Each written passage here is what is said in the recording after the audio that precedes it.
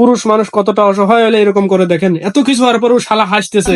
বিয়াদবের বাচ্চা, খাচ্চর মহিলা, তোর ডাইনোসর মার্কা চেহারা নিয়ে তুই আমার সাথে এরকম নষ্টামি করস, তুই জায়গায় জায়গায় যা নষ্টামি করস, তুই আমার জীবনটাই নষ্ট করে দিছিস। বিয়াদবের বাচ্চা কি শান্তিতে মোবাইল টিপতেছে, আমার জীবনটা ধ্বংস করে দিয়ে মোবাইল টিপতেছে।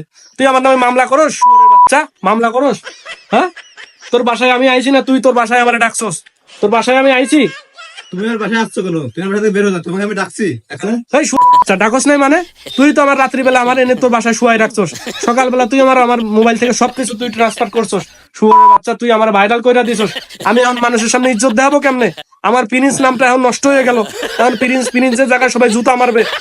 শুয়োরের বাচ্চা, তুই আমার জীবনটাই নষ্ট করে দিছস। আমি কোথাও শান্তি পাই না, শান্তি মতো আমি ঘুরতে পারি না, শুধু তোর কারণে, তোর কারণে আমি শান্তি মতো কোথাও ঘুরতে পারি না। আমার জীবন শেষ। গাইস, আপনারাই বলেন, এই খাচ্চর মহিলার সাথে কেউ রিলেশন করে? এই বুইরা বেডি, এই একদম পাক্কা বুইরা বেডি, এর সাথে কেউ রিলেশন করে?